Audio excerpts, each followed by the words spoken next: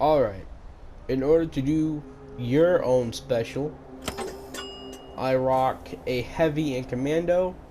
This is only a personal experience. If you want to, this is what I rock on my specials. Of course, I have legendary perk cards on, so all going to be different at the end. I will show you my current perks right now and what I like to rock right now. I run a heavy build and a commando build. It really doesn't matter what you have. I also run a crit weapon or a crit system that I got going on. Usually that's an okay thing, I guess you could say too. Demolition expert, so I have a bunch of legacies. You know, I'm a mixed person, you know. So maybe let's say you're a junkies, commando heavy, you know, crit person, whatever. This would how I would put my whole loadout. Necessarily, you don't have to have it like this, but it is all preferable, or you know, optional, just depending on what you like. I'm not an expert at making builds, but this is how I would put it. I also do recommend, instead of sneak, because you're not going to be really sneaking as a heavy build, I always do recommend to have dodgy, invasive. Those are two big things. I know most of everyone's probably going to have through hiker on that. And of course, you can do adrenal reaction or adrenaline as long as you have space for agility, of course. I run luck too, but that's all preferable too. Usually, it's a dependable thing.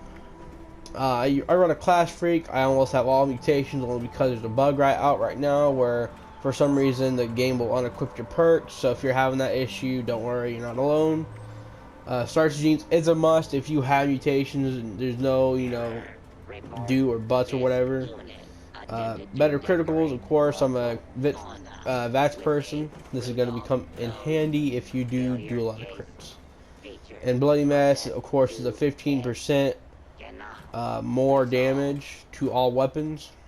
So that is a must. Stabilizer is a must if you are a power armor build. If not a power armor build, then demolition and gunsmith will work too. But you also have to make space for that space. Of course, I am all a mixed, of course. I will always have everything in my thing. Charisma, I would say 4 is just enough, because inspirational and strange numbers is all you about need. But let's say you're running a 6 charisma, Tenderizer will help you through your heavy build. I do say Tenderizer is a good first hit thing when coming to doing the most damage when first encountering your enemy. Endurance, you really don't have to have Chem Fiend. I'm just rolling a Junkies build. It really doesn't matter. You can max out endurance. Usually for heavy build people, usually they max out endurance, but I'm not that kind of person that maxes out endurance.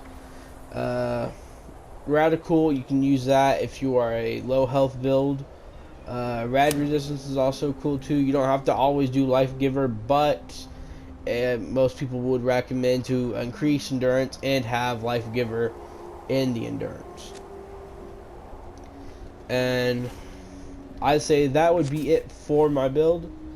If you want to comment down below and maybe tell me how you have your thing going on for you.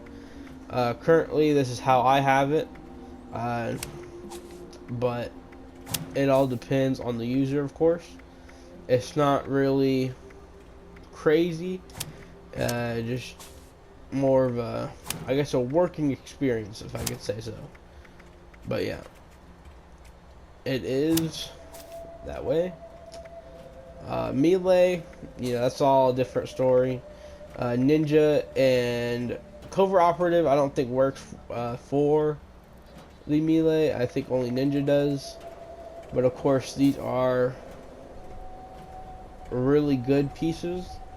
Uh, but yeah, like I said, Starch Genes and Class Freak is almost a must if you have mutations. You know, Class Freak, I mean, you don't really have to have it unless you want to get rid of most of, or about majority of the big negatives, you know. And that's how I would put my build. If any questions, please do, again, comment down below and let me know.